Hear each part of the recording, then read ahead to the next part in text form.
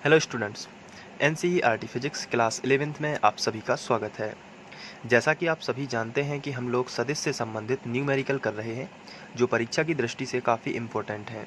तो इसके पहले भी हम लोग सदिश के न्यूमेरिकल कर चुके हैं। अब यहाँ पर मैं आपको बता देना चाहता हूँ कि कुछ स्टूडेंट ये पूछ रहे हैं कि सर मेरी बुक में ये नहीं है या मिल नहीं रहे हैं। तो आप कहीं भी इन क्वेश्चनों को देखेंगे आपको मिल जाएंगे, और यदि नहीं भी है तो ये इम्पोर्टेंट चीज़ें हैं, आप इन्हें एक बार देख सकते हैं, देखने में कोई हर्ज नहीं है।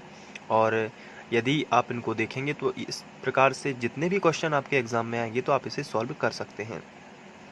इसके बाद जो आगे का चैप्टर है, जिसे हम यूनिट 3 कहेंगे, वहाँ से सभी लोगों की बुक्स से सभी चीज़ें मिलेंगी। थोड़ा सदिश से संबंधित ऐसा होता है कि कुछ चीज़ें किताब में दी होती हैं, कुछ नहीं भी दी होती हैं, इसलिए थोड़ा सा ध्यान दीजिए। चलिए ठीक है, कोई बात नहीं, आगे बढ़ते हैं और हम अगला क्वेश्चन लेते हैं। अगला क्वेश्चन दिया गया है कि सदिश ए वेक्टर बराबर आई कैप प्लस 4 जे कैप प्लस 8 के कैप की दिशा में एकांक सदिश ज्ञात कीजिए। तो हमें ज्ञात करना है एकांक सदिश। तो जब भी हमें यहाँ पे एग्जाम में पूछा जाए कि एकांक सदिश ज्ञात कीजिए, तो एकांक सदिश का फॉर्मूला पता होना चाहिए, क्योंकि यदि आपको एकांक सदिश का फॉर्मूला पता होगा तभी तो जाके आप उसका एकांक सदिश निकाल पाओगे। तो एकांक सदिश का फॉर्मूला क्या होता है?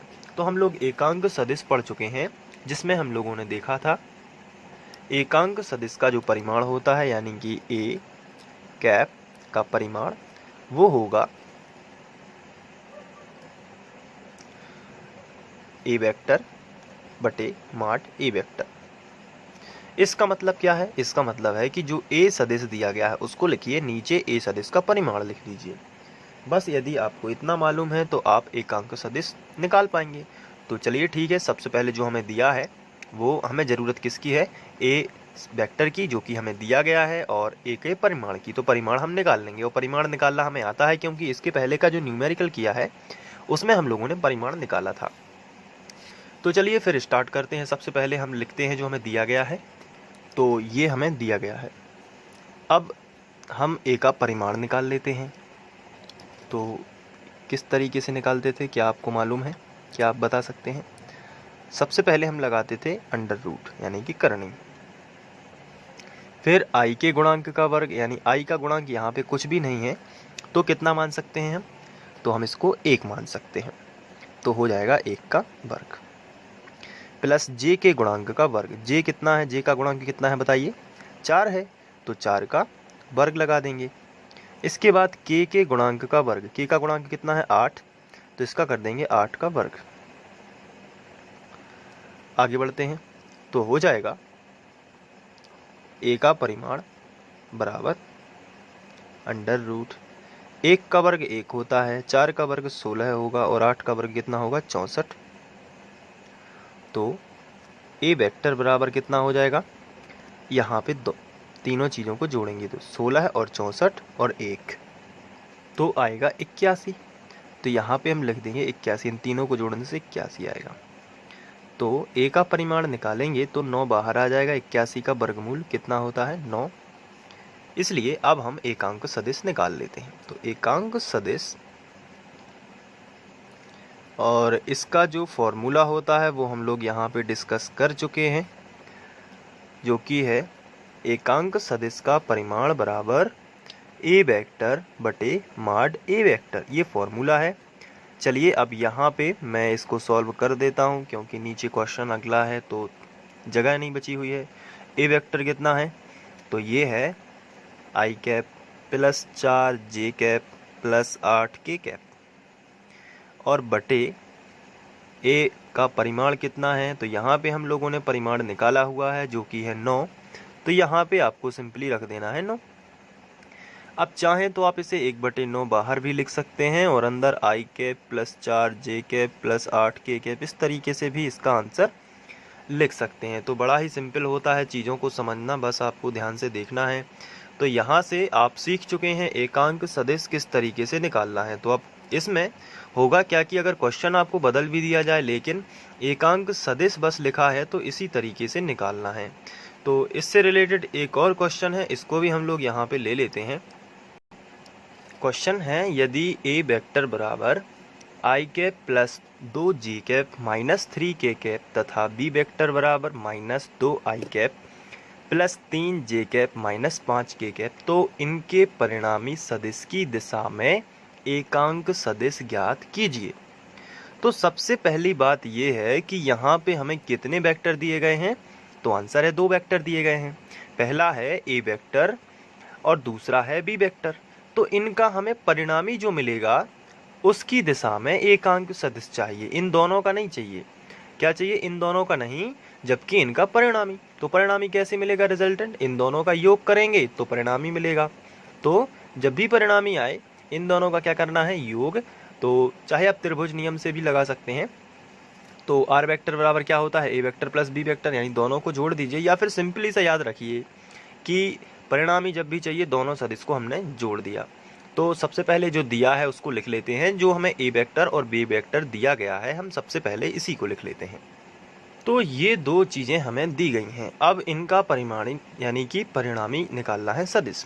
तो इस यहाँ पे लिखेंगे परिणामी सदिश, और परिणामी सदिश को हम दर्शा देते हैं आर वेक्टर से, और आर वेक्टर का मान होगा दोनों के सदिशों के योग के बराबर, यानी ए वेक्टर प्लस बी वेक्टर। ए वेक्टर का मान देखिए कितना है, तो ये है आई कैप प्लस 2 जे कैप माइनस 3 के कैप। प्लस है तो यहाँ पे लगा दिया प्लस, और बी वेक्टर का मान कितना है, तो माइनस 2 कैप। तो यहाँ पे प्लस माइनस का हम माइनस कर देते हैं, तो यहाँ पे अब माइनस माना जाएगा, क्योंकि माइनस का यहाँ से स्टार्ट हो रहा है 2 आई कैप। बाकी सब ज्यों का त्यों प्लस 3 जे कैप और माइनस 5 क्या होगा? माइनस 5 के कैप। इस तरीके से अब आई में आई जोड़ देना है, जे में जे जोड़ देना है और के में के। तो आई कैप और माइनस का 2 आई कैप, तो माइनस का 2 है और प्लस का 1 है, तो किसके ज़्यादा है? माइनस के ज़्यादा है। कितने? 1 आई कैप। यहाँ पे जे में जे जोड़ना है, 3 जे यहाँ पे है और 2 जे यहाँ पे है, टोटल कितना हो गया? 5 जे। अब के में के जोड़ना है, तो -3 और -5 दोनों माइनस माइनस के, इसलिए माइनस के 8 हो जाएंगे। 5 और 3 कितने हो जाएंगे? 8 के कैप। इस तरीके से हमें रिजल्टेंट मिल जाएगा, यानी परिणामी सदिश मिल जाएगा। अब परिणामी सदिश का हमें एकांक निकालना है, यानी आर कैप का मान निकालना है।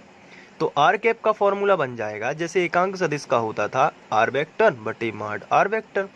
क्योंकि हम लोग पढ़ चुके हैं कि जो एकांक सदिश होता है वो क्या होता है? उसका वेक्टर और उसका परिमाण। तो इसी तरीके से उसका परिमाण यदि हमें निकालना है एकांक सदिश, तो उसका वेक्टर उसका परिमाण। चलिए आर वेक्टर कितना है यहाँ पे देख लेते हैं। आर वेक्टर ये है माइनस आई कैप प्लस 5 जे कैप माइनस 8 के कैप। अब परिमाण निकालना है, या तो आप इसे पहले निकाल सकते हैं या फॉर्मूले में रख सकते हैं। परिमाण का क्या होता है? आई के गुणांक का वर्ग यानी -1 का वर्ग प्लस जे के गुणांक का वर्ग यानी 5 का वर्ग और प्लस के गुणांक का वर्ग यानी -8 का वर्ग। इस तरीके से हम इसे आगे बढ़ा सकते हैं। तो -i plus 5 J cap minus 8 के कैप। अब नीचे देखिए क्या होगा, 1 का वर्ग क्या होता है? 1 ही होता है, प्लस प्लस यहाँ पे माइनस माइनस का प्लस हो जाएगा, और 5 का वर्ग 25 और 8 का वर्ग 64। इन सभी को जोड़ लेंगे तो -i cap plus 5 J cap और -8 के कैप, इसको ऊपर का ज्यों कहते हैं लिखा, इनको जोड़ा तो ये आएगा √90। अब √90 को हम बाहर भी लिख सकते हैं, तो 1/90 और अंदर बचेगा -i cap plus 5 J cap और -8 के कैप। तो यही हमारा आंसर हो जाएगा। आप दोनों के स्क्रीनशॉट ले लीजिए और अपने नोट्स में लिख सकते हैं। ये सदिश पर आधारित कुछ न्यूमेरिकल क्वेश्चन हैं और इन्हें सीखना काफ़ी इम्पोर्टेंट है, तो आप इन्हें सीख सकते हैं। और अगर एक बार ये सीख लेंगे या देख लेंगे तो इसमें कोई बड़ी बात नहीं है, और इसके बाद हम इसके साथ साथ सॉल्व भी कर पाएंगे। तो आपकी बुक में यदि है नहीं भी है तो आप इन्हें सीख लीजिए। चलिए स्क्रीनशॉट ले लेते हैं।